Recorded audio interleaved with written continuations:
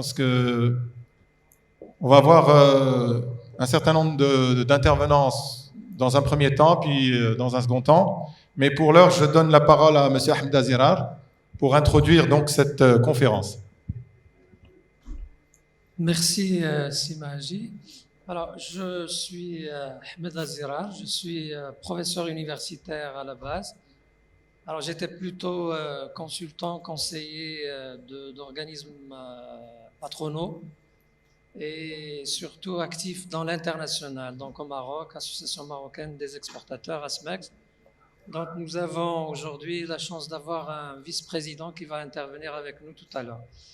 Alors, la thématique aujourd'hui à laquelle on nous invite, c'est entreprendre à l'international. Alors, nous sommes à la fin de la journée, on va essayer d'être le plus interactif possible.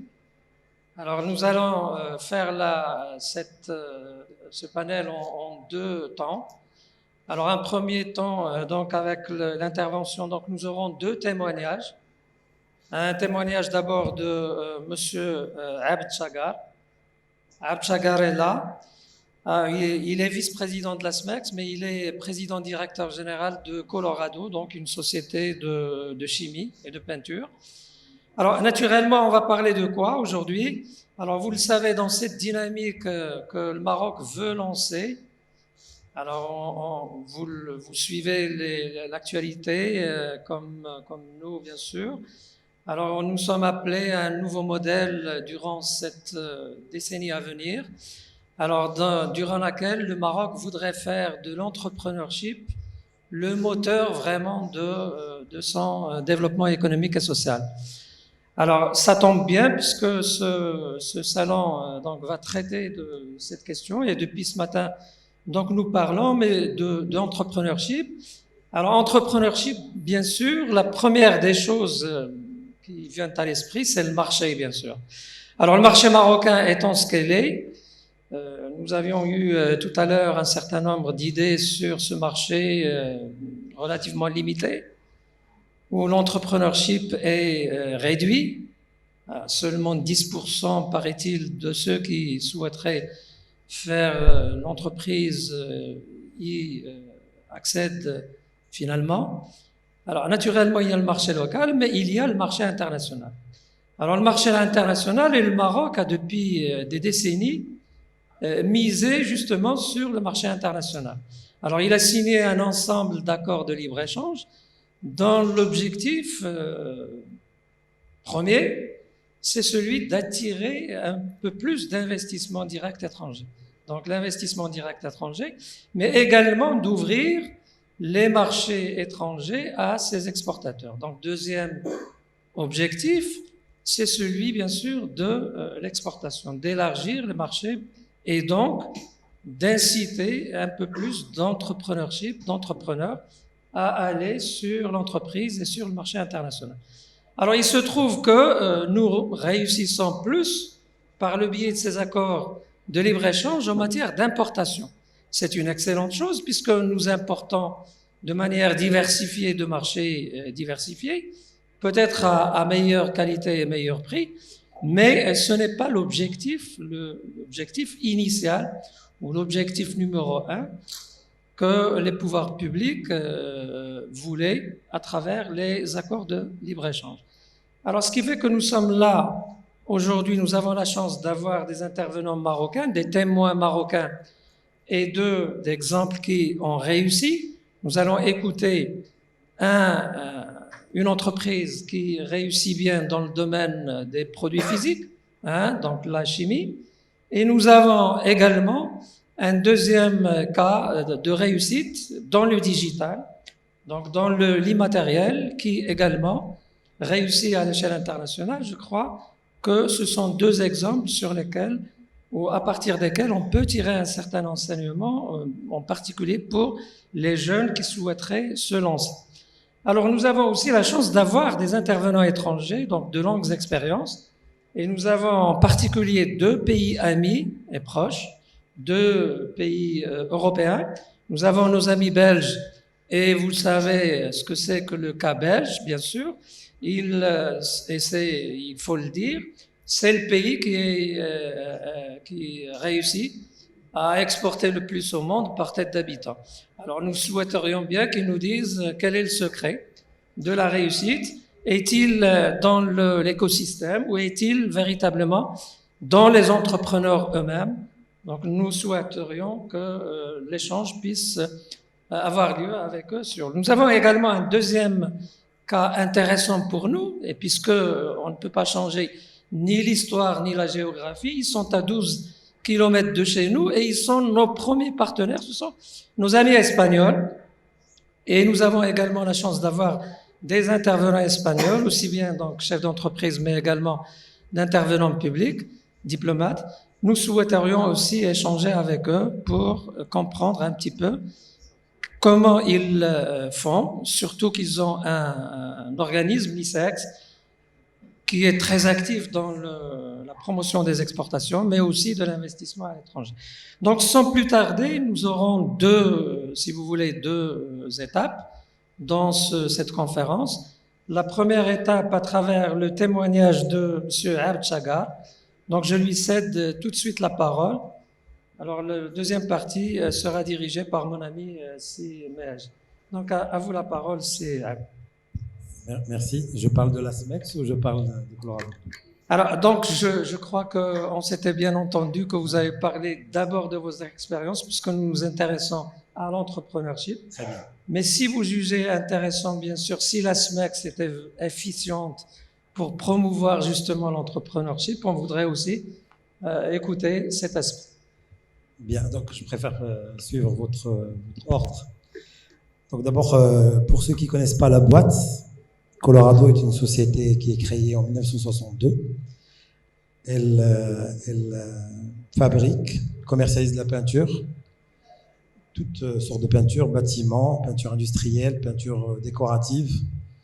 On va dire plutôt peinture à effet parce que quand on dit décorative en anglais, ça veut dire la peinture bâtiment et aussi la peinture retouche automobile. Nous sommes une société cotée en bourse à Casablanca, la seule société dans le secteur. Nous sommes triplement certifiés dans qualité, environnement, sécurité. Nous avons misé depuis plusieurs années, comme nous sommes une société marocaine, même si on est coté en bourse, nous avons beaucoup misé sur la recherche-développement et on se distingue par rapport à nos confrères justement par cet aspect des choses. Nous sortons chaque année sur le marché marocain minimum 5-6 nouveaux produits qui viennent répondre justement aux besoins du marché, que ce soit le marché local, dans lequel nous sommes un des leaders, ou le marché international. Notre chiffre d'affaires de l'année dernière dépassait légèrement les 500 millions de dirhams, donc environ 50 millions d'euros, pour que nos amis européens puissent comprendre. Nous exportons dans pratiquement tous les pays de la sous-région, donc le Sénégal, le Mali, la Côte d'Ivoire, le Congo, j'irai plus loin encore, le Cameroun, le Gabon, Tchad, Djibouti, on va jusqu'aux îles Comores, île Maurice. Nous exportons aussi au Moyen-Orient, donc en Arabie Saoudite et au Qatar. Nous exportons aussi en Europe, de manière régulière en France et en Espagne, et de manière, je dirais, sporadique, ponctuelle, sur d'autres marchés comme l'Angleterre, la Pologne, la Russie et d'autres. Pourquoi on le fait ? Parce que tout simplement, nous avons des produits qui nous permettent de nous démarquer, pas seulement au niveau prix. Nous avons fait le choix depuis quelques années de nous spécialiser dans des produits, je dirais, à valeur ajoutée, pour ne pas dire à forte valeur ajoutée. D'abord dans un segment qui s'appelle les peintures à effet, Special Effect Paints en anglais. Et nous sommes un des leaders méditerranéens dans cette catégorie de peinture qui demande beaucoup de technicité et qui demande beaucoup d'attention pour les applicateurs. Il suffit pas seulement de développer le produit et de le vendre. Il y a tout un, je dirais, un mix à mettre en place, un mix marketing. D'abord de la communication, des catalogues, un site web qui doit être très interactif, multilangue naturellement, des applications mobiles. Mais on va au-delà. Depuis une vingtaine d'années, nous avons des écoles de formation de peintres. Nous prenons des peintres et nous les formons sur l'art d'appliquer correctement de la peinture, surtout la peinture à effet. Cette démarche nous a permis justement d'avoir une base de données aujourd'hui qui dépasse les 20 000 peintres marocains avec qui nous gardons un lien permanent pour actualiser leurs connaissances, pour être en interactivité. Et les réseaux sociaux qui se développent très bien au Maroc, toute population confondue, nous permettent de le faire encore plus aisément ces dernières années. À l'export, nous avons fait le choix de ne pas être un exportateur, point. Ça veut dire, nous n'allons pas dans un pays comme le Mali et le Sénégal pour dire, on a de la peinture, on a une gamme de peinture, venez acheter, voilà le produit, voilà le prix, et nous, on ramasse de l'argent, on rentre chez nous. Au contraire, nous avons essayé de mettre en place des partenariats avec des vrais partenaires locaux, et c'est quasiment des petits Colorado locaux. Si vous partez, par exemple, en Côte d'Ivoire, au Sénégal, dans n'importe quel pays, vous allez trouver des showrooms Colorado, comme les showrooms qui sont ici au Maroc. Vous allez trouver, on fait de la formation de peintres pour les peintres locaux. On participe dans les salons locaux, mais avec la casquette de notre partenaire local. C'est-à-dire, c'est rarement vous allez voir un Marocain, je dirais, s'afficher sur un stand ou s'afficher sur une vente. Et nous accompagnons aussi nos partenaires dans tout ce qui est communication. Nous avons des publicités, par exemple, qu'on adapte par pays. Pour donner un exemple, les 2 dernières années, on a fait de la pub télé pendant le Ramadan sur le Sénégal, en français, avec une pub adaptée localement, mais aussi en Wolof, qui est le langage le plus parlé au Sénégal. C'est très important comme chose. Nous faisons pareil en Côte d'Ivoire du Nord, parce que Côte d'Ivoire, en termes de dialecte, c'est 2 dialectes principaux, mais avec le Bambara, qui est très parlé au Nord, et au Mali, nous faisons de la communication au Bambara. C'est très important. Ça parle aux gens, et les gens oublient derrière qui fabrique cette peinture-là, qui est une société marocaine derrière. Notre objectif, c'est pas seulement c'est pas de ne pas s'afficher en tant que Marocain, au contraire, c'est une fierté. Nous le faisons quand l'occasion le permet. Mais le plus important, c'est de mettre en évidence le partenaire local, de développer de l'expertise locale. Et la formation de peintres qui est faite au Maroc ou en Afrique ou au Moyen-Orient nous permet d'abord de répondre à 3 objectifs qui ne peuvent qu'être applaudis par les pouvoirs publics locaux. D'abord, en général, les peintres, c'est des personnes qui n'ont pas fait une grande formation. Donc, nous les prenons, nous les formons, nous leur donnons les moyens de pouvoir vendre mieux leur main-d'œuvre. Donc, du coup, c'est une qualification que nous apportons en plus, et gratuitement, quand nous faisons ça de manière gracieuse. Deuxième chose, nous améliorons la manière d'appliquer la peinture. C'est-à-dire, si on ne le faisait pas, les peintres appliqueraient la peinture de manière, je dirais, un peu traditionnelle, classique, apprise sur le tas. Alors là, il y a l'art et le métier d'appliquer de la peinture, et tant mieux pour les consommateurs finaux, donc la peinture mieux appliquée. Et troisièmement, il ne faut pas avoir honte de le dire, nous avons des ambassadeurs. Donc, nous avons nos peintres à nous. Donc, nous en avons en Belgique. On va en Belgique, on assiste dans un grand salon qui s'appelle Batibo, qui dure pendant 10 jours. Et on trouve pas mal de peintres marocains formés dans nos écoles au Maroc, qui sont partis là-bas, s'installer en Belgique. J'en parle parce que j'ai en face de moi un de mon ami belge.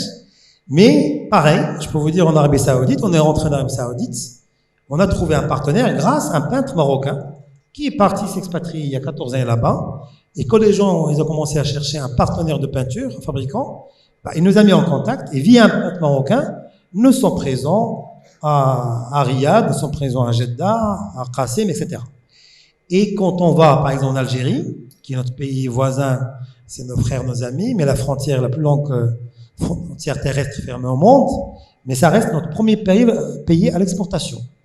Grâce à une chose, c'est que le peintre en Algérie, quand vous cherchez le peintre en Algérie, je vais faire peut-être un parallèle, mais je m'excuse, c'est comme le maçon, je dirais, portugais en France ou le plombier polonais. Le peintre en Algérie, c'est le Marocain, c'est le Marocain, c'est l'expert. Les Algériens peuvent être on a essayé de les former, on les forme, mais les peintres, donc tous les peintres marocains qui ont pu franchir les frontières de manière ou d'une autre, ont été de bons ambassadeurs pour nous en Algérie. L'Algérie est notre premier marché. Je finis, pour ne pas prendre trop la parole, je dirais qu'on est une société qui fait très attention à la qualité de ses produits, donc c'est un positionnement. Même au Maroc, pour ceux qui nous connaissent, Nous sommes positionnés qualité, je dirais, moyenne et supérieure. Nous sommes, je l'ai dit tout à l'heure, triplement certifiés, mais on a plein de certifications.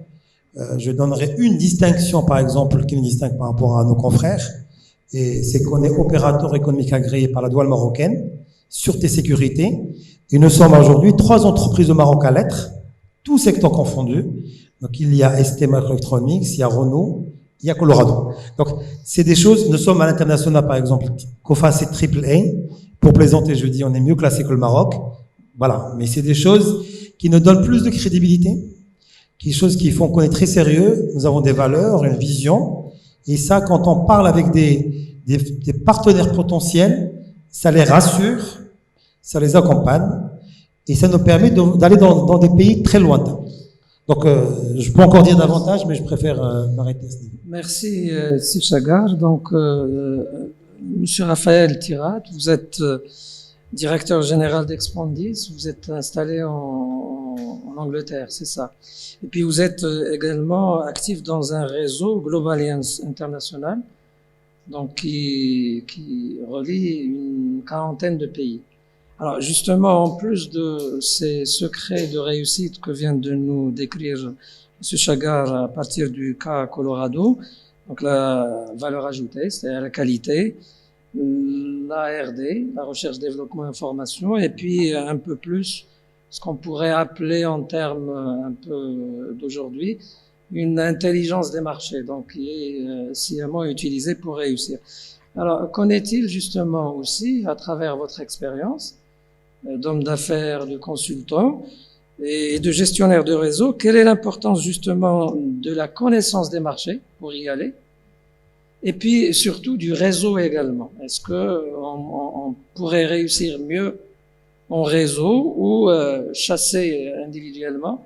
Est-ce que c'est toujours possible sur les marchés internationaux tels qu'ils évoluent aujourd'hui? Bonjour à tous. Merci Ahmed. Donc effectivement, pour revenir juste un tout petit peu sur notre activité à nous, donc je suis basé effectivement à Londres, et donc c'est une société de conseil dont je dirige le bureau à Londres. Nous avons également un bureau en Inde et en Australie, et nous sommes une société d'accompagnement à l'international. Ça veut dire que nous aidons effectivement des entreprises qui sont très souvent donc des PME ou des ETI, des établissements de taille intermédiaire, à se développer sur des marchés à l'étranger. Et donc développer des flux d'affaires. Nous ne sommes pas des cabinets de stratégie à New York ou ailleurs, on est vraiment des opérationnels, et donc les équipes sur place dans les bureaux deviennent une extension en fait du service commercial de l'entreprise qui veut prendre pied sur un nouveau marché et développer des flux d'affaires.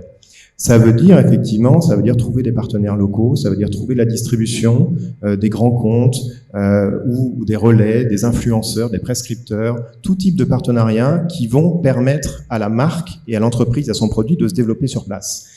Alors, je ne sais pas si monsieur effectivement a utilisé certains de ces services-là quand il a développé ces marchés, mais effectivement, ça permet souvent aux entreprises de bénéficier très rapidement d'un réseau local, puisque nous, par exemple, nous avons implanté depuis 15 ans à Londres. Donc, ça veut dire qu'on a fait un accompagnement de 300 entreprises sur le marché londonien dans différents secteurs d'activité.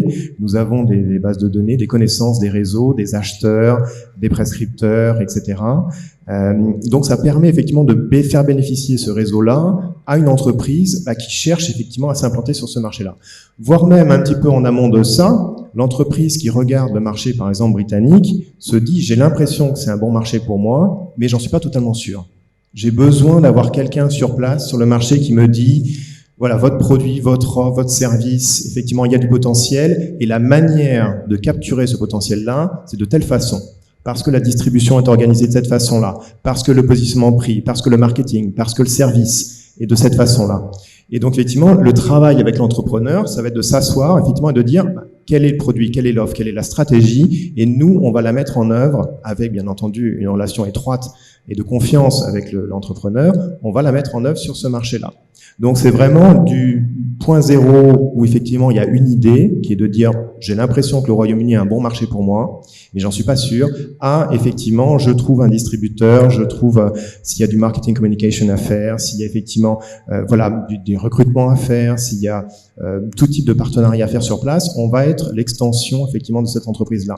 À un moment donné, l'entreprise va nous dire vous avez développé pendant peut-être 9 mois, 12 mois, voilà effectivement les flux, il y a des clients, des flux d'affaires, je réintègre finalement cette activité-là et je la prends moi-même. C'est-à-dire que j'ai appris la connaissance, etc. et j'ai la capacité de suivre en direct. Donc on est là pour une période vraiment charnière pour aider effectivement l'entreprise à le faire. Alors on intervient également sur des problématiques de sourcing. Pour le coup, par exemple, ce sont des grandes marques britanniques, des grands donneurs d'ordre qui cherchent effectivement des fournisseurs. Donc j'ai été effectivement au Maroc, par exemple, on travaille effectivement avec le Maroc, notamment dans le textile. Il y a un mois, en amenant une délégation finalement britannique pour rencontrer des entreprises du secteur textile au Maroc, par exemple, et faire un petit peu le pont culturel. Parfois, il y a besoin effectivement, surtout dans le monde anglo-saxon, dans le modèle anglo-saxon, de faire du business, un petit peu un pont à faire avec, par exemple, la manière dont les choses sont faites ici. Alors, l'avantage effectivement qu'on peut procurer également, c'est que nous faisons partie d'un réseau international d'entreprises comme la nôtre, à taille humaine, de conseils opérationnels, et qui couvre effectivement une quarantaine de pays, qui s'appelle Globaliance. Ce sont des sociétés indépendantes, et d'ailleurs la société de Saad à Hamoumi vient de rejoindre notre réseau Globaliance, donc il y a 3 mois. Donc nous sommes très heureux d'avoir effectivement Saad comme partenaire marocain dans notre réseau. Et effectivement, nous couvrons une quarantaine de pays. Ça veut dire que parfois, on peut lancer des missions groupées pour des entreprises qui veulent se développer rapidement sur des marchés différents. Et c'est souvent le cas dans la tech aujourd'hui, dans le digital, parce qu'effectivement, les frontières sont amoindries et il faut aller très vite pour prendre des positions dans la tech. Et donc, aller très vite, ça veut dire effectivement pouvoir s'appuyer sur des gens comme nous qui démultiplient en fait les forces de l'entreprise sur le terrain.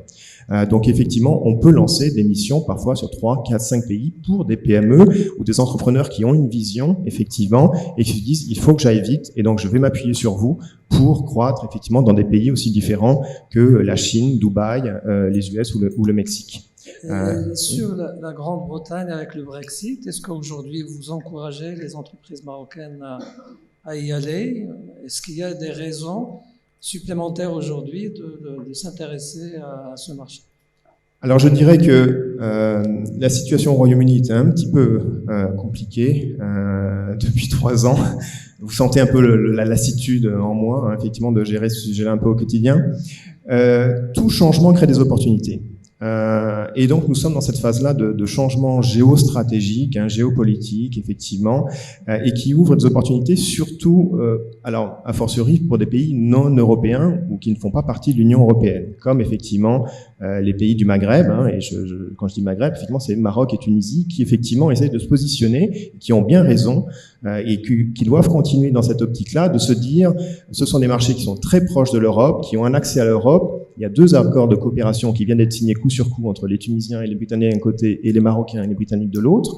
Donc effectivement, de dire il y a une continuité dans les échanges post-Brexit, effectivement. Donc en fait, le Royaume-Uni et le Maroc font bénéficier des mêmes conditions finalement les 2 pays en fait, même en dehors de l'Union européenne. Et donc il y a effectivement un shift du côté du Royaume-Uni qui se dit il faut qu'on diversifie nos sources de partenariat, il faut qu'on diversifie notre économie, nos relations, et donc effectivement le Maroc a une carte à jouer dans ce changement géopolitique là, et effectivement les ambassadeurs, les ministres viennent ici en visite et vice versa, et donc il y a des accords de branches également qui doivent être faits. Nous, c'est notre position aussi de promouvoir le Maroc par exemple vis-à-vis d'investisseurs ou en tout cas de donneurs d'ordre britanniques, et c'est un de nos arguments clés, c'est effectivement celui-ci. Très bien. Madame Amal, donc vous êtes présidente d'une structure qui s'appelle Shai, et puis vous êtes également vice-présidente d'une association d'entrepreneurship féminin. Alors, c'est vrai, donc l'international, aller à l'international, c'est déjà quelque chose de un peu plus compliqué, bien sûr, que d'acter sur un marché local. Mais est-ce que d'abord, dans entreprendre, il faut d'abord s'interroger sur la personnalité, sur l'entrepreneur lui-même? Qu'est-ce qu'il faut véritablement, d'après vous, que ce soit un homme ou une femme? Quel est ce profil justement de cet entrepreneur aujourd'hui qui peut réussir aussi bien sur le marché local, mais a fortiori avec les difficultés qu'il y a sur le marché international? Merci beaucoup. Bonjour à tous. Donc clairement, donc je suis fondatrice et gérante, dirigeante du cabinet Shine Group, nous opérons dans le secteur de la connaissance. Et l'économie de demain est l'économie de la connaissance. Et clairement, nous devons absolument développer les compétences de demain. Aujourd'hui, nous vivons dans une ère où il va y avoir forcément un changement de paradigme. Nous sommes en train de le vivre. Un changement de paradigme aussi bien dans les organisations qu'au niveau de l'entrepreneuriat, qu'au niveau des compétences requises pour pouvoir réussir, aussi bien en tant que dirigeant qu'en tant qu'entrepreneur. Et ce changement de paradigme nécessite un changement de mindset. Et ça, on est en train de le vivre dans les organisations avec un changement de style managérial, dans le sens où on est obligé d'aller vers plus d'agilité face à la complexité. Et donc, notre rôle au cabinet, c'est d'accompagner ce changement de paradigme.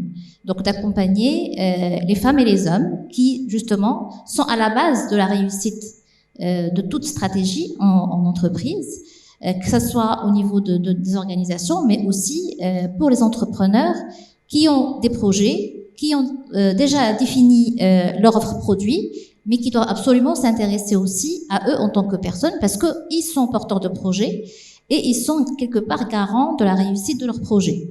Donc c'est quelque chose sur laquelle on a agi et accompagné énormément d'entreprises marocaines, multinationales et même du secteur public au niveau du Maroc depuis 10 ans. Et depuis 2 ans, on a décidé justement d'exporter notre connaissance. Je pense que d'abord l'export de la connaissance, comme toute décision d'export, doit d'abord venir de la confiance de l'exportateur, sa capacité à exporter. C'est-à-dire qu'il a déjà un produit ou un service qui a fait ses preuves et qui est tout à fait capable de pouvoir modéliser cette réussite localement pour pouvoir l'exporter sur un autre marché, en l'adaptant bien sûr à la culture et aux besoins des marchés visés. Donc, de par ce constat-là, l'idée d'abord est de dire nous avons l'audace d'exporter la connaissance. Pourquoi? On sera toujours importateur de la connaissance. Ça veut dire quoi? Est-ce qu'on n'a pas la capacité d'exporter? Non. Et donc, on a tout à fait le potentiel, les connaissances, les talents nécessaires aujourd'hui dans notre pays pour pouvoir proposer ces connaissances, ces compétences. Et même moi, je suis plus dans la création de synergies, de construire d'autres cursus d'accompagnement dans d'autres pays. C'est le cas qui a été fait pour nous. Donc, on a décidé d'aller plus vers le sud. Donc, aujourd'hui, Shine accompagne des pays africains, subsahariens, essentiellement en Afrique de l'Ouest. Donc, nous intervenons depuis 2 ans au Sénégal, en Côte d'Ivoire, au Togo. Et au fait, je vous cache pas que avant de partir, il y avait énormément de croyances et de préjugés, et que on avait peur de ce marché qu'on connaissait pas.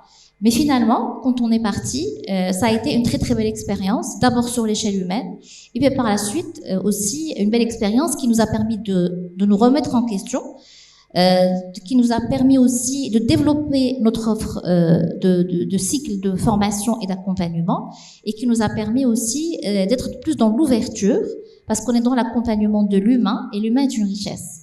Et l'humain nous apprend aussi. Donc, quand on va accompagner justement des dirigeants au Sénégal, en Côte d'Ivoire ou bien au Togo, ben, quelque part aussi, on apprend d'eux, on apprend de leur marché, on apprend de leurs attentes, et ils nous poussent à grandir aussi et à développer nos offres. Donc, on est dans un partenariat gagnant-gagnant, dans une construction, dans une co-construction d'offres par rapport à ça. Alors, ce que je voudrais rajouter, c'est que le marché africain, je pense que tout le monde le sait, est un marché qui a un très grand potentiel, qui est très porteur, et encore plus dans le domaine de la connaissance et des compétences.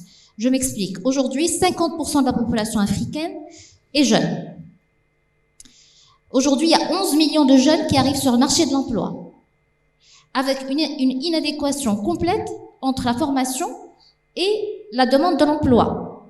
Donc aujourd'hui, la formation continue, l'accompagnement des cadres, des compétences est une nécessité plus qu'absolue.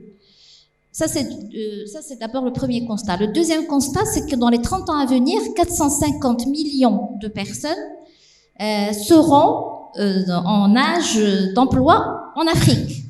Et ces 450 millions de personnes n'ont pas d'emploi, n'auront pas l'emploi nécessaire. On n'a pas 450 millions de postes à leur proposer. Ça veut dire quoi? Ça veut dire que si demain on veut que cette Afrique, je vais parler du rêve africain, je partage souvent ça avec les personnes que j'accompagne en Afrique, je leur dis, il faut qu'on commence à parler du rêve africain, parce qu'on est tout à fait capable de le réaliser. Mais pour réaliser ce rêve africain, il va falloir retravailler les mindsets. Le problème quand je pars en Afrique, et le constat que j'ai fait, c'est qu'au fait, il y a un gros problème de mindset entrepreneurial, autant qu'on le vit ici, encore plus là-bas. Donc l'idée, c'est de lever les croyances qu'on ne peut pas entreprendre, lever les croyances qu'on n'a pas les talents, qu'on n'a pas le potentiel. Et je le vois, quand je vois là-bas, il y a énormément de talents. Donc accompagner ce changement de mindset, de changement de paradigme, et donner aux gens cette confiance, et surtout leur inculquer l'esprit entrepreneurial. Et je pense que l'Afrique de demain se construira avec des entrepreneurs porteurs de projets qui seront à même de faire vivre leur entreprise, d'abord en travaillant sur eux en tant que personnes, et en travaillant sur leur potentiel et sur leur capacité, et en travaillant sur leur qualité de leader. Voilà. Alors, je crois que certains pays subsahariens donnent aujourd'hui l'exemple de réussite dans les nouvelles technologies, alors à travers des idées vraiment originales, adaptées à leurs contextes nationaux et qui font émerger des créateurs, des chefs d'entreprise aujourd'hui visibles même à l'échelle internationale. Je voudrais revenir, merci Madame Héhé, de votre témoignage. Je voudrais revenir, Sichaga, peut-être pour interroger sur deux aspects, peut-être qui n'ont pas suffisamment, disons, d'allant sur les entrepreneurs et en particulier les entrepreneurs jeunes et les petites et moyennes entreprises. C'est le parrainage. C'est le parrainage des jeunes entrepreneurs et des jeunes qui veulent aller à l'étranger dans le cadre d'associations, donc d'associations nationales ou sectorielles, etc. Premier problème. Les champions, pourquoi nos champions ne tirent pas suffisamment ou plus de petites entreprises et de jeunes entrepreneurs pour aller à l'international. Et le deuxième, très rapidement aussi, c'est un peu l'expérience qui a été tentée à la SMEX des consortiums à l'exportation. Où est-ce qu'on en est? Est-ce que c'est une idée qui peut encore faire ses preuves pour encourager plus de créateurs? Bien, je vais répondre dans l'ordre inversé, si vous permettez. D'abord, pour parler de la SMEX. Donc, la SMEX, c'est l'Association marocaine des exportateurs. Donc, elle fédère aujourd'hui la majorité, pour ne pas dire la quasi-totalité des exportateurs marocains. Je dirais que c'est une association qui est très dynamique, avec une bonne gouvernance. C'est très important d'ailleurs de souligner, quelque chose qui manque beaucoup d'ailleurs à nos organisations. Donc, nous avons 3 pôles. On a ce qu'on appelle pôle offre exportable, avec un prise de pôle. Donc, on essaie d'identifier tous les produits marocains qui s'exportent ou qui peuvent s'exporter. C'est très important. Et on a un pôle compétitivité que j'ai le plaisir de piloter, qui essaie de s'intéresser pour faire en sorte que cette offre exportable puisse s'exporter vers d'autres marchés, ou plus de marchés. Et on a un troisième pôle qui est le pôle d'accompagnement international. Donc la SMEX aujourd'hui est très dynamique, donc essaie d'accompagner les primo-exportateurs, les entrepreneurs. Et je peux citer beaucoup de choses. Je peux vous dire par exemple, très simplement, que nous avons au sein du pôle compétitivité plusieurs commissions. Une commission finance, une commission par exemple juridique, une commission logistique. Et c'est des commissions qui sont là justement pour soutenir les exportateurs dans leurs difficultés à aller à l'international. C'est pas facile, hein, c'est pas aisé de sortir international. Il faut rappeler un fait. Jusqu'à il y a 2 années, on avait une entité au Maroc qui s'appelait Maroc Export, ou CMPE, pour ceux qui connaissaient l'ancien nom de la structure, qui a disparu. En fait, qui est disparu parce qu'il y avait une belle idée sur la table, c'était de la fusionner avec l'AMDI, l'Agence marocaine des développements des investissements, plus l'OFEC, qui était chargé de faire les foires.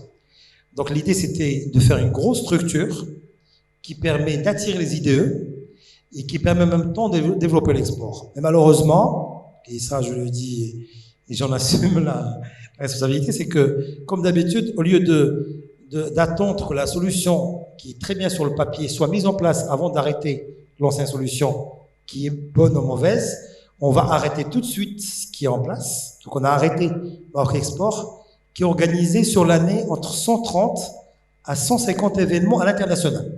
Très important. D'ailleurs, Colorado, nous, qu'est-ce qui s'est passé? En 2007, on est devenu leader national. On s'est dit maintenant leader national. Et Madame l'a très bien dit tout à l'heure, quand on a créé notre solution pour être leader national, on peut s'exporter. C'est très difficile de le faire autrement. Quand on a déjà du mal à vendre sur son marché local, à être compétitif, à avoir des produits, etc., comment le faire dans des marchés encore plus difficiles qu'on connaît? Et donc, c'est via Maroc Export, à l'époque, qu'on a pu aller dans des caravanes, dans des salons, on a été soutenu, aidé, etc. Et c'est très important. Aujourd'hui, c'est quelque chose qui n'existe plus aujourd'hui. Peut-être, ça va pas être rare, on souhaite le plus tôt possible. Mais la SMEX le permet. Aujourd'hui, la SMEX organise des événements sur l'année, des missions B2B sur plusieurs marchés, peut accompagner des primo-exportateurs, peut conseiller, et je peux vous dire, chaque semaine quasiment, vous avez un séminaire de formation. Comment aller à l'international, comment faire de l'export. Et aussi, on a dans le cadre des commissions, on peut écouter les problèmes des exportateurs et aller défendre ces exportateurs. Quand ils ont un problème avec la douane marocaine, on a une réunion régulière avec la direction générale de la douane. Si vous êtes un petit exportateur, vous voulez régler votre problème, c'est très difficile. Quand vous le soulevez à la SMEX, à la commission, on peut le porter pour vous, on peut l'exposer au lieu pour essayer de résoudre le problème. Donc ça, on le fait. Maintenant, je reviens à votre première question qui est très pertinente, mais très complexe en termes de réponse. Je dirais, j'ai pas de réponse donnée, mais je dirais il y a 3 éléments, puisqu'on parle d'entrepreneuriat. D'abord, ça doit commencer à l'école, l'entrepreneuriat. J'ai une autre casquette, je vais la sortir maintenant. Je suis président de l'association des ingénieurs de l'école Mohammedia. Et je peux vous dire aujourd'hui, jusqu'à il y a quelques années, l'ingénieur qui sortait de l'école, quand il sortait à 100%, il pensait au salariat. C'était, pour lui, le diplôme était quelque chose pour aller travailler. Depuis quelques années maintenant, et on s'est beaucoup impliqué avec la direction de l'école, pour faire des conférences, des séminaires, ou pour ramener des leaders, des entrepreneurs réussis, pour inspirer les étudiants, pour leur dire que le salariat, c'est bon, c'est pas mal, mais c'est encore mieux d'aller vers l'entrepreneuriat qui peut ouvrir des horizons très importants. Deuxième élément, c'est l'accompagnement qui est fait par les pouvoirs publics. Aujourd'hui, il y a pas mal de subventions, de fonds, il faut juste les découvrir, aller les chercher. Et le troisième, c'est il faut du courage. En général, les entrepreneurs qui réussissent, le réussissent malgré eux, c'est pas parce qu'ils ont choisi de le faire. Et je finirai sur ça. Malheureusement, comme je vous ai prévenu au début, je dois partir parce que je suis entendu dans un autre réunion. Très bien, je profite donc pour vous remercier tous les membres du panel et enchaîner rapidement sur la suite. Sur la suite, restez, je crois. Il faut de la place. Donc on enchaîne. On va enchaîner, si vous le voulez bien, sur le deuxième panel et je demande au panéliste numéro. Non. Okay. Alors pour le deuxième panel, on va rester dans le même ordre d'idées. Hein. Il y a un certain nombre de choses qui ont été dites lors de la première séquence.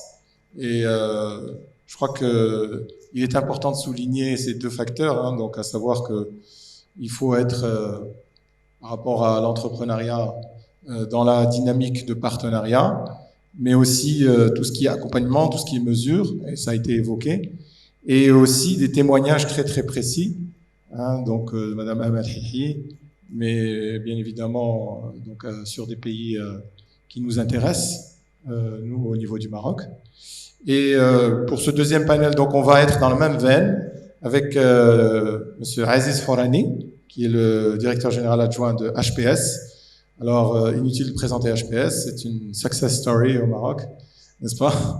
Et c'était également, ce qu'on va lui demander, c'est l'expérience à l'international de HPS. On aura également, et j'aurai l'occasion de revenir davantage, deux témoignages de la Belgique, n'est-ce pas? Donc, M. Takis Kakayanis, conseiller économique de la région Wallonne, et M. Francis Nemeth, expert auprès de la Chambre belgo-luxembourgeoise. Et comme l'a dit le président Ahmed tout à l'heure en préambule, on aura également à côté de la Belgique, l'Espagne, qui va être représentée par M. Martin Gersch, n'est-ce pas, directeur de l'ISEC. Voilà, donc je donne sans plus tarder la parole à Sir Aziz Hourani.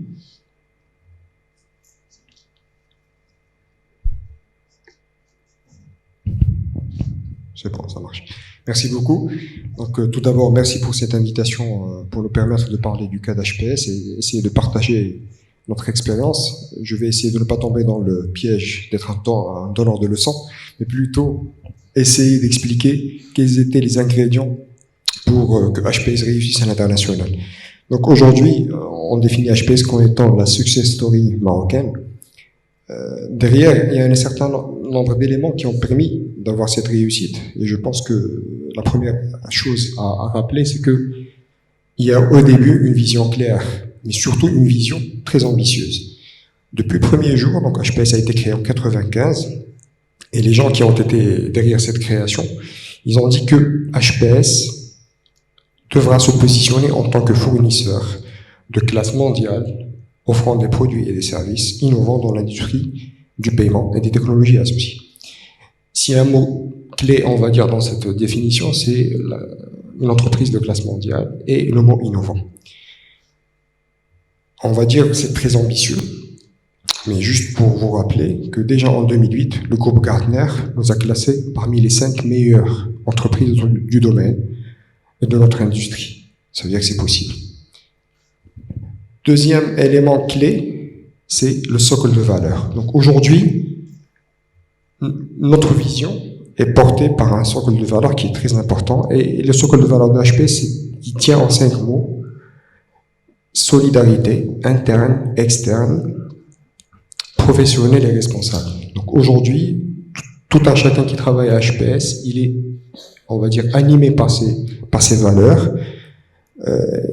Il y croit, il travaille chaque jour en essayant de les appliquer. Donc, je pense, aujourd'hui, s'il y a un mot qui n'est pas autorisé à dire HPS, c'est le mot, c'est pas mon problème, parce que il faut qu'on soit solidaire entre nous, vis-à-vis de nos partenaires, c'est le mot externe, clients, partenaires, mais aussi fournisseurs, et que cette solidarité soit vraiment un esprit qui va renforcer notre culture de partage et de coopération.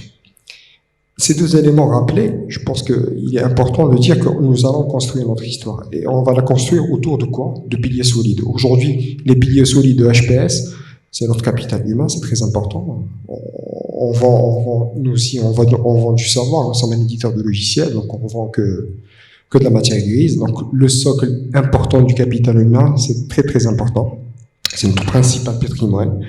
Le capital produit, parce qu'aujourd'hui, notre solution qui s'appelle PowerCard, c'est l'une des plus riches et les plus complètes du marché international. Donc, aujourd'hui, c'est un élément très important sur lequel nous investissons chaque année. Et ce n'est pas pour rien que nous investissons chaque année quelque chose comme 15% de nos revenus en R&D. Tout à l'heure, ça a été rappelé par le PDG de Colorado. C'est un élément très important. Pour nous, c'est un must. On ne peut pas faire autrement.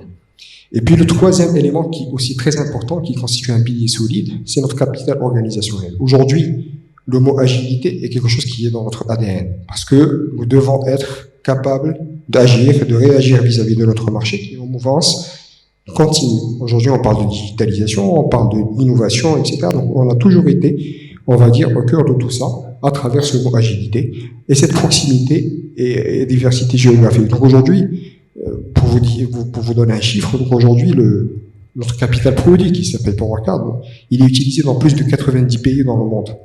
Donc c'est pour vous donner, on va dire, une idée sur sa richesse, mais aussi sur les éléments qui nous animent chaque jour pour essayer de répondre à toutes les contraintes que nous pouvons avoir en face, et c'est très important. Et je dirais que, et d'ailleurs, si Ahmed tout à l'heure a posé la question, quels sont les ingrédients pour qu'un entrepreneur réussisse? Je vais paraphraser notre président, Smail Horani, et qui parle d'entrepreneurs et d'élite à 3 C. Et le premier C, c'est le mot citoyenneté. Aujourd'hui, un entrepreneur, il doit être citoyen. Et c'est quoi un citoyen? C'est quelqu'un qui va penser à l'intérêt collectif plus qu'à son intérêt individuel. Et généralement, ça vient avec. Et il faut aussi oublier de temps à autre un autre C qui s'appelle carrière, parce qu'on a tous, on va dire, tendance à essayer de gérer notre carrière. Mais généralement, si on est citoyen et on met l'intérêt collectif au centre, généralement, on réussit. Le deuxième C, c'est le mot compétence. Bien sûr, on ne peut pas réussir sans compétences. Et les compétences techniques, c'est vrai, c'est très important. Mais il y a aussi toutes les compétences transversales. Parce qu'aujourd'hui, un entrepreneur, il doit avoir une capacité à prendre une décision, à gérer des équipes pluridisciplinaires, à gérer un certain nombre de contraintes, à s'exporter. Et c'est très important d'avoir toutes ces compétences parce que ça constitue un pilier important pour que l'entrepreneur réussisse. Et le troisième C, et je pense que ça a été rappelé tout à l'heure, c'est le mot courage. Parce qu'aujourd'hui, prendre la décision d'entreprendre, c'est un acte courageux, et il faut être courageux pour le faire. Et pour conclure, j'ai envie de dire que tout à l'heure on a parlé de l'African Dream. Moi, je parlerai du Moroccan Dream pour dire que c'est possible. Et je pense que le seul élément qui pourra rendre quelque chose d'impossible, c'est de penser que c'est impossible. Aujourd'hui, j'ai mis des images de champions marocains qui ont réussi à l'international et qui ont aussi eu des problèmes. Je me rappelle de Guerrouj, qui est tombé en 96 et qui, 12 ans plus tard, est devenu double champion olympique. C'est tout ça pour dire que c'est possible. Merci. Merci, Sir Aziz. Vraiment, c'est un témoignage qui vient étayer ce qu'on disait tout à l'heure, et c'est important. Cette expérience à l'international, elle n'est pas fortuite, elle participe d'un long processus. Et donc justement, on va enchaîner un petit peu sur d'autres témoignages, et je vais tout de suite passer la parole à Monsieur Takis Kakayanis pour nous parler un petit peu de l'expertise belge, puisque nous l'avons évoqué tout à l'heure. On va aussi apporter un focus sur des pays qui fonctionnent bien. Mais ce n'est pas tant l'expertise belge en matière d'export, c'est également ce côté coopération qui nous intéresserait, coopération avec le Maroc, et c'est dans les deux sens. Merci. Le sujet est très long, très vaste. On va essayer de faire court. Donc, pour vous situer, donc pour ceux qui connaissent, la Belgique est dans le top 5 au niveau des exportations par habitant. Donc évidemment, il y a tout un facteur beaucoup de facteurs qui y contribuent. Éventuellement, la localisation du pays. Deuxièmement, la qualité des infrastructures. Pour ne pas pouvoir paraphraser, la recherche et développement. Donc sachez qu'en Belgique, un employé ou un ouvrier qu'on emploie pour la recherche et développement est défiscalisé à 80%. Et donc toute une série d'avantages qui font que vous avez aussi des structures dédiées. Donc je prends par exemple l'aéroport de Liège, qui, à 98%, est dédié au fret, fonctionne 24 heures sur 24, avec une douane présente. Et donc, vous avez toute une rotation d'avions cargo qui vont, et ça va du diamant jusqu'au cheval. Et donc, je veux dire, tout ça fait que, donc, forcément, ça aide. Mais pourquoi nous exportons? Pas parce que nos produits sont les meilleurs, tout simplement, c'est que beaucoup de grandes enseignes nous ont fait confiance. Évidemment, quand on dit grande enseigne, on dit toute une série de sous-traitants qui viennent derrière, et donc qui forment toute une série d'entrepreneurs qui, par la suite, formeront des grands noms et en même temps seront des exportateurs à leur tour. Maintenant, concernant un peu notre position ici au Maroc, je veux dire, le Maroc est en compétition, je veux dire, a été en compétition avec l'Afrique du Sud en tant que premier marché pour la Belgique. Donc, il y a une proximité, de langue, le français. Deuxièmement, il y a une grande communauté marocaine en Belgique, pour ne pas paraphraser notre ami avec le peintre. Là-bas, il n'y a pas que des peintres, il y a des Belgo-Marocains qui ont très très fort réussi en Belgique et au Maroc. Et donc, certains reviennent. Et donc l'entrepreneuriat, je veux dire, c'est quand nous avons décidé d'avoir un projet. Je crois qu'il faut réfléchir avant. Ce matin, j'étais à un séminaire qui était organisé par la coopération belge pour inciter des gens à se lancer dans l'entrepreneuriat. Il ne faut pas venir qu'avec des idées. Il faut venir aussi, je veux dire pas que l'innovation, mais avec une structuration de l'envie de présenter quelque chose, un produit ou un service. Et donc, à ce moment-là, convaincre son interlocuteur en face de l'acheter ou de l'utiliser ou de partager. Maintenant, pour nos exportations, donc si vous voulez, au niveau de notre administration, nous fonctionnons, donc nous aidons les entrepreneurs à aller sur des marchés étrangers. Donc globalement, la Belgique, entre les chambres de commerce et les organismes d'exportation, je veux dire qu'il y a entre 500 et 800 actions qui sont menées annuellement dans le monde. Donc c'est-à-dire que vous avez des entreprises qui toute l'année sont à l'export. Ce qui emmène à un certain moment que certaines entreprises passent beaucoup plus de temps à l'export que sur le marché intérieur. Maintenant, quand vous dites à un Belge qu'il ouvre une chocolaterie, je vais prendre un exemple bête, hein, une chocolaterie à Mons, vous savez que vous êtes à 20 km de la France, vous êtes beaucoup plus proche d'aller vendre votre chocolat à Lille que d'aller à Liège. Donc, qu'est-ce que je fais? Je prends la voiture et je vais à Lille. C'est beaucoup plus court pour moi, on parle la même langue, et il se peut que mon premier pas d'export, ce soit à Lille. Alors que Liège est dans le même pays, et est quand même à 80 km, façon de parler.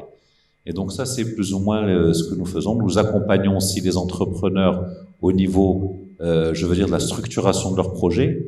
C'est-à-dire que l'État et les régions s'impliquent financièrement, pas nécessairement en capital, mais en connaissance. C'est-à-dire que nous vous aidons à créer un site web, nous vous aidons à structurer vos éléments de langage, nous vous aidons des fois aussi en mettant à votre disposition des personnes qui vous accompagnent sur des marchés étrangers, donc pour vous apprendre les us et coutumes locales. Donc quand vous arrivez au Maroc, vous pouvez avoir une personne comme la personne qui est assise à côté de moi, par exemple, Oui, absolument. qui peut venir et qui va vous dire, bon, on va faire nos 2 ou 3 premiers rendez-vous ensemble, ou 2 ou 3 premiers jours ensemble. Et monsieur Francis Nemeth, qui est à côté de moi, lui a 15 ans d'expérience marocaine. Réussi, je pense. Et donc lui peut être un mentor, en parenthèse, pour vous accompagner dans vos périples internationaux, et au Maroc en particulier. Écoutez, merci beaucoup pour cette perche qui est tendue. Donc ça nous permet d'avoir le témoignage de monsieur Francis Nemeth. Bonjour à tous. Voilà. Donc, mon nom est Francis Nemeth, comme on vient de le dire. Je fais partie de l'Union wallonne des entreprises en tant que conseiller à la cellule marketing internationale.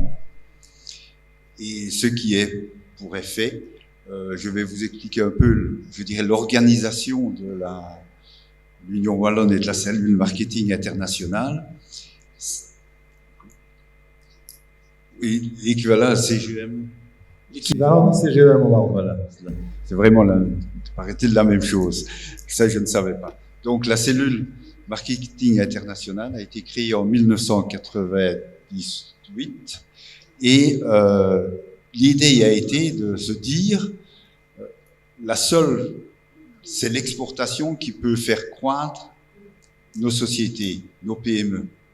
Donc, pour y arriver, nous avons commencé à regarder les sponsors, ce qu'on appelle les sponsors. Donc, ce qui se fait, c'est, par exemple, en cimenterie, en Belgique, le leader, c'est Heidelberg Cement. Et Heidelberg Cement est partout dans le monde, notamment ici au Maroc, par exemple, et tout ce qui est ciment du Maroc appartient à Heidelberg Cement.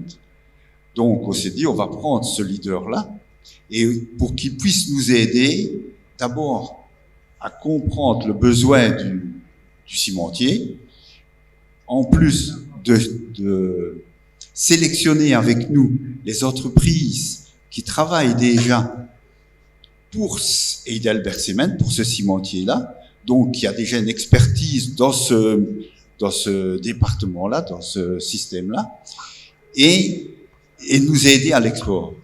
Donc, une fois que ça est fait, nous avons créé alors des grappes, ce qu'on appelle des grappes. Donc, nous avons grappes ciment, grappes sidérurgie, verrerie, enfin, toute une série comme ça. Et chaque grappe a donc son sponsor, son leader. qui est sur la Belgique. Sidérurgie, c'est par exemple ArcelorMittal et compagnie, ce genre de choses. Une fois que ça est fait, ce qu'on fait, la méthodologie, c'est de créer d'abord une prémission. Donc, je m'explique. À l'heure actuelle, justement, je suis ici pour une prémission et c'est pour je dirais, prendre d'abord avec les interlocuteurs locaux, donc les grands patrons des 3 grandes cimenteries marocaines, Lafarge Holcim, Heidelberg Cement et Ciment d'Atlas. Je vois les patrons et je leur demande les besoins qu'ils ont. Voilà, dans tel et tel domaine, etc., ce qu'ils ont besoin.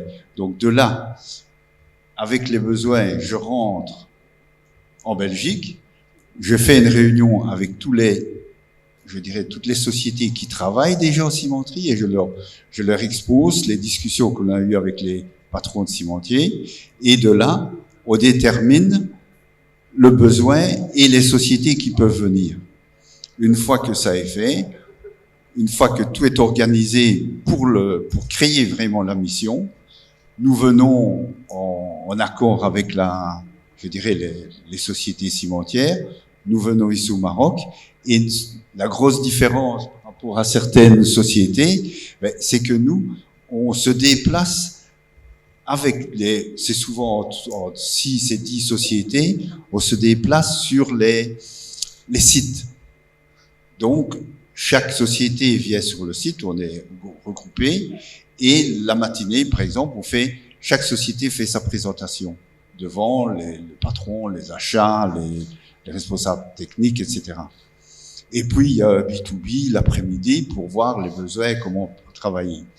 On fait ça chez tous les cimentiers. Une fois que c'est fait, enfin, peu importe où on peut le faire, et une fois que ça est fait, on rentre, on fait, je dirais, un brainstorming de tout ce qui s'est passé, et de là, alors, les sociétés elles-mêmes sont aidées par le sponsor, le leader, pour continuer le travail s'ils veulent venir seuls.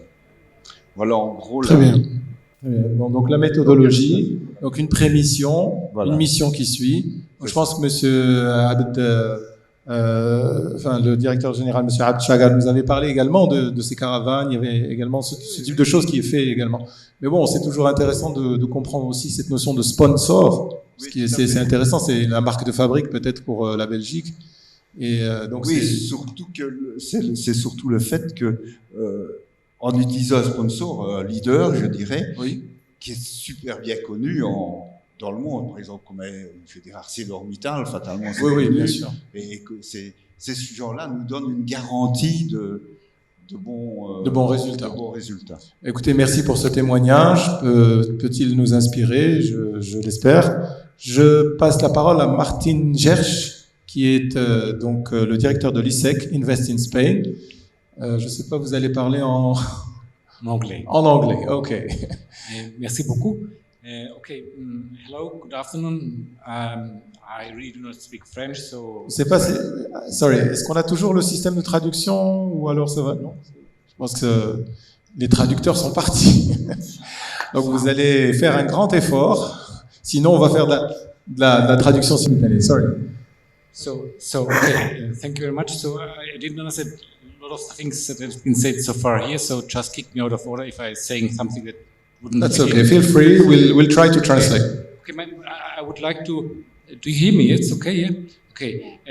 Okay. First of all, thank you for giving me the opportunity to be here tonight, this afternoon, and to talk a little bit about what we are doing, because today I'm here in Casablanca to promote a program we have created about 4 years ago in order to attract foreign startups to come to Spain. Just let me to briefly explain about my institution I'm working for. It is ISEX Spain Trade and Investment. We are a public entity. We belong to the Ministry of Industry, Tourism and Trade of the Spanish government. The mission of ISEX is twofold. On one hand, the mission is to help Spanish companies, all kinds of companies, to go abroad, to help them to export, to enter into new markets. And on the other hand, it is where I'm working. It's a directorate called Invest in Spain. We are in charge of, like I said, it's the opposite. We are trying to attract foreign investment to Spain. We are trying to help foreign companies who want to set down their companies in Spain. That's what we are mainly doing. Invest in Spain. About, let me say, 5 years ago, we started to discuss internally what can we do in order to attract a very specific kind of companies to Spain, what we call startups, very entrepreneurs, talents, in order to strengthen the Spanish ecosystem, the Spanish entrepreneurship ecosystem. We had a lot of discussions with stakeholders. We talked to the Spanish Association of Startups, just to have a look on what can we do from a point of view of a public administration in order to help foreign startups to come to Spain. Behind this rationale is a little bit, we talked to the association and what is the Spanish ecosystem lacking of. And one major comment was that it's a lack of internationalization. We need to attract more foreign talents to get more competitive, to get a stronger ecosystem in Spain. Language was also an issue because one of the major problems is that the Spanish entrepreneurship 4 or 5 years ago, the English wasn't so good from them. So the idea behind this was, we should really try to attract talent startups from abroad in order to get stronger, to strengthen the Spanish ecosystem. So said all this, the result is what the program initially called Rising Startup Spain. This year we changed the name, it's now called Rising Up in Spain. Over the last 4 years we learned really a lot. We learned as public administrators, we learned a lot from the startups on the way they think and the way they need. It's a really very interesting, really amazing learning process for us as a public institution. Can you tell us about some experience startup with Moroccan and Spanish people?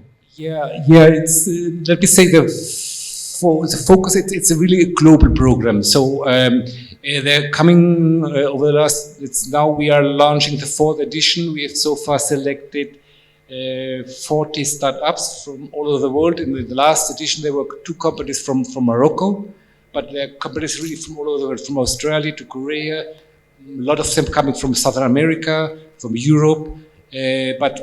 So far our experience was interesting. Maybe let me before just explain a little bit about what is the program, what we offer, and then I can go in more details concerning the Moroccan startup. But as I said before, the focus of the program is global, really global. I'm here because it's very next to Spain. We saw that there are very, very good talents here in Morocco, but the focus is really global. But okay, concerning the program, as a result after these discussions, I will hurry up, is that we are looking of what can we offer in order to be attractive for a foreign startup to move to Spain. So the result is that we offer them, for all the non-European citizens, a fast-track visa, a very important issue. On the second, we offer a free co-working space. The first edition we offered is co-working space in Madrid, in Barcelona. It's a new edition, we only will offer it in Madrid. Then we offer a tailor-made mentoring, plus a soft landing program. And finally, this is a new item of this year's edition is that we will try to connect with the startups. So winning startups will have access to our investors network, meaning we try to secure that after the acceleratings, there will be an investor putting the money in the company.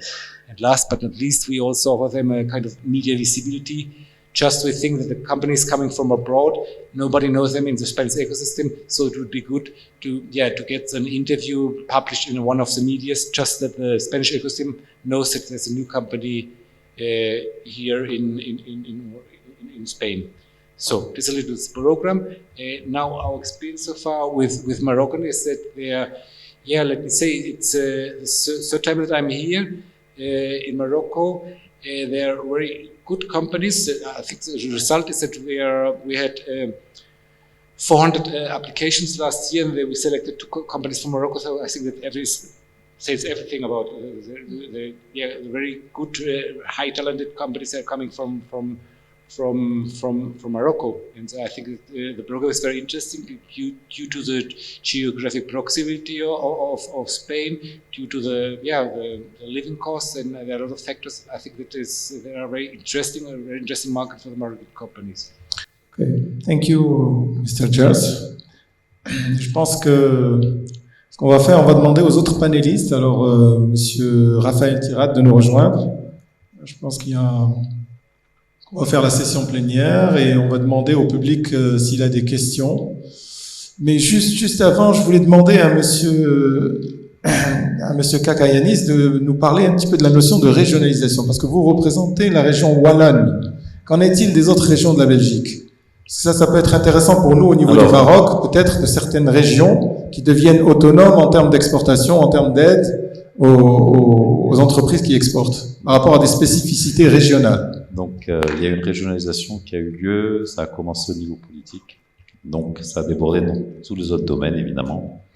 Et donc, ça a suivi par l'enseignement, la culture et le commerce extérieur. Donc, moi, je représente ici Bruxelles, qui est une des 3 régions, et la région wallonne. Et donc, j'ai une collègue aussi qui s'occupe de la région flamande. Et donc, dans certains pays, nous sommes seuls, dans certains pays, nous sommes 2, dans d'autres pays, nous sommes 3. Ça dépend de la taille des pays. Et donc, quand nous sommes seuls, nous représentons toute la Belgique. Quand nous sommes 2, nous représentons ou 2 régions, ou une région, et ainsi de suite. Maintenant, ce que ça a donné au niveau de l'autonomie régionale, c'est que le pays, vu la taille du pays, il y a une interaction qui est quand même très très forte entre les régions. Donc, soyez au nord ou au sud de la Belgique, les gens travaillent déjà ensemble, entre voisins. Je pense que le Maroc a ça. Je sais qu'actuellement, il y a une recherche de spécificité régionale au Maroc par rapport à certains domaines, et certaines études sont en cours. Nous avons été approchés pour voir éventuellement comment aider, voir comment pour faire. Vous savez, je crois qu'il faut voir le tissu local déjà et voir quelles sont les forces du tissu local. Donc historiquement, le nord du pays en Belgique a été très fort dans le portuaire. Il y a Anvers, ça faisait Bruges, donc vous le savez très bien. Donc Liège s'est positionné comme un port intérieur et est devenu le 3e port intérieur d'Europe. Liège s'est positionné comme aéroport alors qu'il est au sud. Et ainsi de suite. Bruxelles, vu sa position, vu le siège de l'Union européenne, s'est positionné aussi dans tout ce qui est cabinet conseil, fiscaliste, avocat. Et donc c'est une région qui produit à 80% de ce que vous connaissez en conseil en Belgique et concentrée sur Bruxelles, parce que toutes les multinationales ont des sièges à Bruxelles et ont besoin de ce genre de conseils et de conseillers pour les aider à pénétrer les arcanes de l'UE et de la Belgique. Oui, très bien.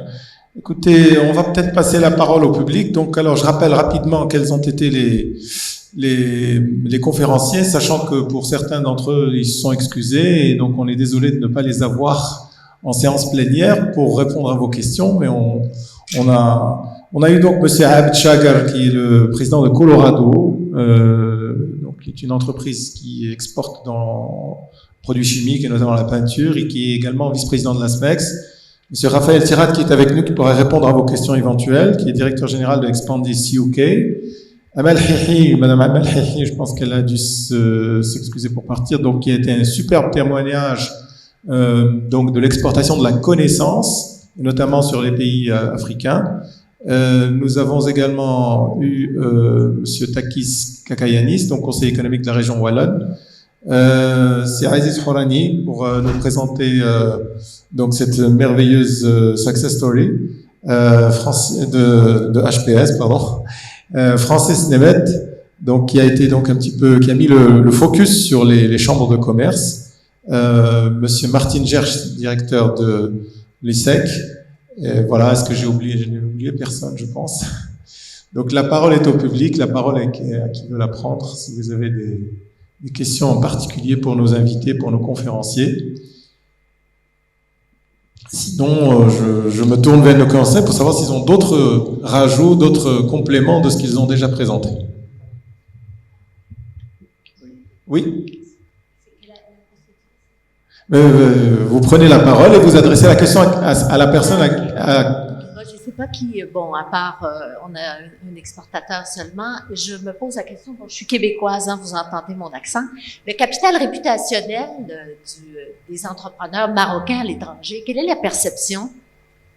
Capital réputationnel, donc le branding, en quelque sorte. Là, on est toujours un ambassadeur de notre pays quand on voyage, et c'est un peu la même chose quand on est un entrepreneur. En affaires, on a toujours une étiquette. Alors, quelle est l'étiquette de l'entrepreneur marocain sur le marché étranger? C'est une bonne question, monsieur. Qu'est-ce que vous en pensez? Je dirais très bonne, parce que bon, si nous avons réussi aujourd'hui, d'autant plus que nous sommes un pays qui n'est pas reconnu pour être un pays technologique. Donc aujourd'hui, le Maroc, je ne pense pas qu'il soit réputé pour être un pays technologique. Mais nous avons réussi, on va dire, à nous exporter en tant qu'entreprise marocaine, parce que bon, on se veut multinational à travers un certain nombre d'éléments. Nous sommes implantés, il y a Casablanca qui est le siège social de la BAC, mais nous sommes présents à Dubaï, à Aix-en-Provence, à Paris, à Singapour, à Johannesburg, ce qui nous donne une petite connotation, on va dire, multinationale. Et nous sommes aussi listés sur la bourse de Casablanca, donc on va dire que ce branding marocain, il existe et nous en sommes fiers. Donc aujourd'hui, je pense que nous sommes dans une économie de plus en plus globale, et cette, on va dire, cette étiquette de pays, on peut la transformer on va dire, en opportunité, en force, si nous sommes sérieux, si nous sommes en face de personnes à qui nous apportons les bonnes réponses et à qui nous offrons les meilleurs services possibles. Aujourd'hui, comme je vous ai dit, donc HPS, nous avons aussi plus de 15 nationalités dans nos effectifs. Donc aujourd'hui, on a essayé, on va dire, de contourner cette problématique, parce que il faut le dire, c'est une problématique. Comme je vous ai dit, nous, on doit faire un double effort pour gagner en légitimité face peut-être à une entreprise européenne ou américaine.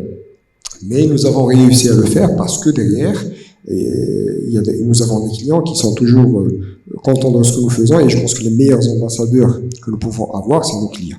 Et donc aujourd'hui, le fait d'avoir des clients un peu partout dans le monde, comme j'ai dit tout à l'heure, nous sommes présents sur plus de 90 pays, avec des références prestigieuses. Je peux en citer quelques-uns. Nous avons American Express sur la région Ménon, nous avons le Crédit Agricole en France, nous avons SIA en Italie, et j'en passe, FNB en Afrique du Sud, etc. Et je pense que le fait d'avoir des gens qui vous ont fait confiance et que vous continuez à servir de la manière qu'ils attendent, je pense que c'est les meilleurs ambassadeurs pour renforcer davantage cette étiquette de Marocain sérieux. Je pense que c'est pas incompatible. Merci. Une autre question? Oui. Dans la salle, s'il vous plaît.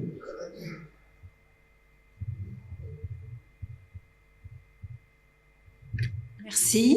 Bonsoir à tous les intervenants. Ma question concerne l'anticipation des facteurs qui entravent la capacité d'exporter des entreprises.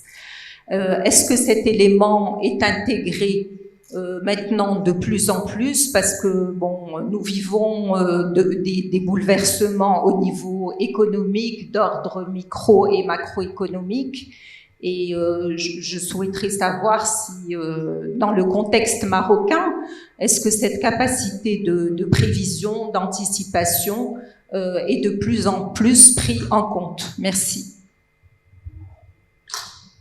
Peut-être un éclairage de votre côté, hein, donc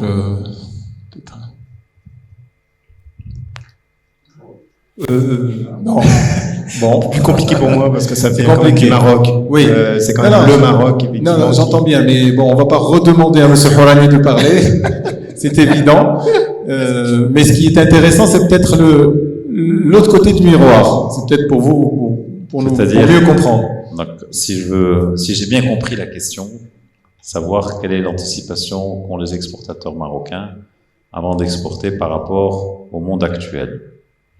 Donc, vous savez, pour exporter, moi je vais prendre par exemple comme base le système que nous vivons en Belgique, il y a le réseau. Je pense que c'est très important. Et le réseau, vous savez, ça commence souvent par l'association d'anciens élèves. Ensuite, c'est une chambre de commerce quand elle est dynamique. Ensuite, c'est une association professionnelle, parce qu'il faut faire confiance à un certain moment. Et ensuite, de temps en temps, quand vous êtes petit, ben, on vous prend par la main. C'est ce que faisait Hamdi, je crois, précédemment. C'est ce que nous faisons, nous, en Belgique. Nous prenons des petites entreprises, c'est-à-dire ce qu'on appelle les TPE, c'est-à-dire une personne, jusqu'à la multinationale qui en a 500 ou 1000. Et donc, nous adressons un public qui est très large. Évidemment, le problème, c'est que ça nous incombe à nous de placer le curseur. Donc maintenant, si vous arrivez dans un pays tiers, il y a des habitudes à respecter. Vous ne les connaissez pas, donc normalement, l'ambassade du Maroc, dans le lieu dit, doit vous aider. Je crois que c'est le rôle d'une ambassade, mais dans le sens diplomatique du terme, pas du commerçant du coin. Mais je veux dire que l'ambassade doit faire ce rôle-là. C'est ce que nous jouons. Nous sommes là pour aider nos entreprises à éviter certaines erreurs. Et donc, moi, je m'occupe du Mali, par exemple, et de la Mauritanie. Et je sais que je place le curseur différemment, que je sois au Maroc, au Mali ou en Mauritanie. Donc, je n'ai pas affaire au même public. Nous n'avons pas les mêmes habitudes. Et c'est ce que je disais précédemment. Quand j'ai une mission qui arrive à Bamako, j'appelle l'acheteur malien.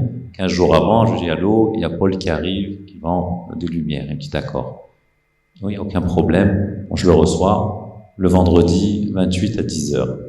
Le jeudi 27 à 4h de l'après-midi, je l'appelle. Je dis allô, demain il y a Paul qui va venir. Vous voulez le voir à l'hôtel ou dans votre entreprise? Parce que la personne n'a pas d'agenda. Donc si vous voulez, c'est à moi de lui rappeler que j'ai pris rendez-vous il y a 15 jours avec lui. Donc c'est un travail que moi je dois savoir faire pour mon entreprise. Parce que eux viennent de loin, demandent des visas, m'ont dépensé 3 ou 4 000 euros, et au bout de 3 jours, va me dire, tu sais, je n'ai vu personne, ou j'ai vu que des gens qui ne servaient à rien. Donc moi, c'est un peu mon métier où je dois faire attention. Dans des pays où il y a moins, je veux dire, cet accompagnement, il y a tous les réseaux à se faire, donc vous participez à différents salons, vous rencontrez des gens, et ce que je veux dire, c'est il faut de la réactivité pour exporter. C'est ça qui est très important. C'est-à-dire quand je vous envoie un mail et je vous dis, madame, votre caméra X m'intéresse, il faut répondre. Alors, si vous laissez passer une semaine, votre réponse n'a plus de sens. Parce qu'entre-temps, je me suis adressé à quelqu'un d'autre. Je vous garde dans le network, mais je vous catégorise. Et je crois que c'est ça qu'il faut faire attention et qu'il faut expliquer aux gens qu'il faut être réactif à l'exportation. Parce que les gens, quand ils vous envoient un mail, ou qu'ils vous appellent, parce qu'une certaine personne vous appelle, c'est qu'ils ont vraiment besoin de ce service à ce moment-là ou de ce produit. Et je crois que c'est là qu'il faut travailler sur la mentalité en disant l'export n'est pas un second métier, c'est le métier.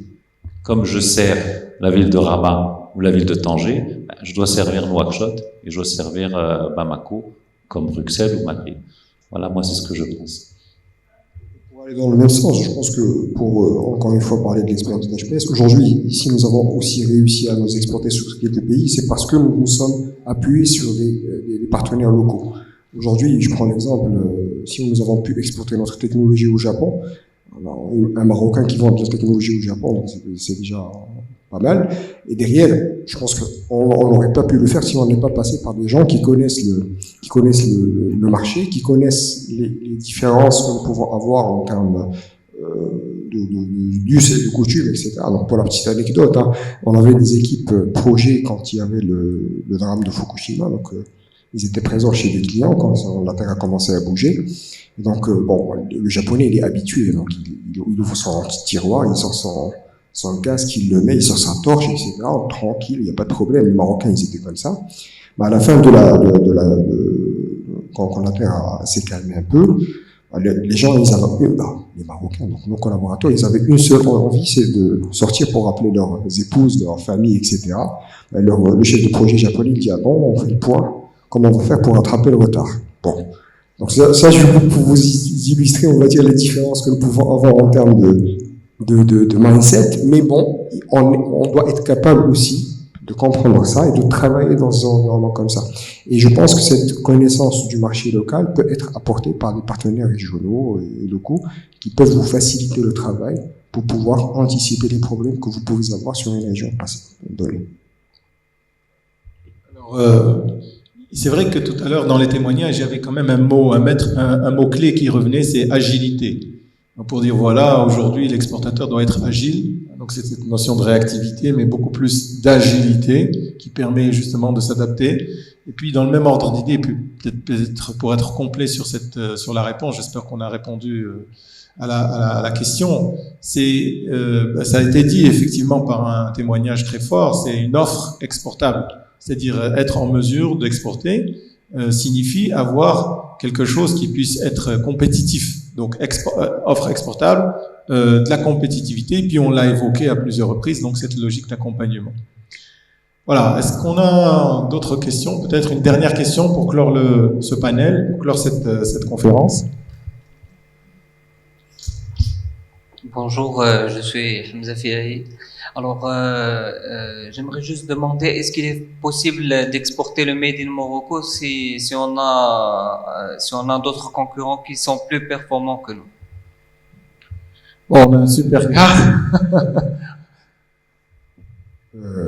Il suffit d'être meilleur qu'eux. Donc aujourd'hui, je pense que si nous avons encore une fois réussi à nous exporter, je peux vous dire que la liste que j'ai montrée tout à l'heure, qui est le classement de Gartner, qui, je le rappelle pour les gens qui ne le connaissent pas, Gartner, c'est l'un des leaders mondiaux en termes de recherche scientifique autour d'un certain nombre de choses, notamment ils font des classements sur des outils. Et quand ils ont fait des classements sur les outils comme PowerCard, donc on a figuré parmi la liste comme étant parmi les 5 meilleures solutions au monde. Donc aujourd'hui, si nous avons réussi à le faire, c'est que c'est possible. Il suffit d'être meilleur que. C'est-à-dire aujourd'hui, nous avons un produit qui est à la pointe de la technologie, qui est on va dire, qui couvre toute la chaîne de valeur du paiement électronique, qui est toujours à jour par rapport à toutes les nouveautés qui peuvent avoir lieu, etc. Et c'est en assurant, on va dire, cette veille pour être toujours au meilleur de soi-même et au meilleur du marché, ce que attend le marché, va vous permettre d'être compétitif de façon meilleure. Parce que vous serez parmi les meilleurs, c'est tout. Bien, je pense qu'on est arrivé au terme de cette conférence. S'il n'y a plus de questions, je tiens à remercier... Ah, peut-être une dernière question, oui, alors. Made in Africa. Pourquoi pas? Il y en a un qui marche, regardez.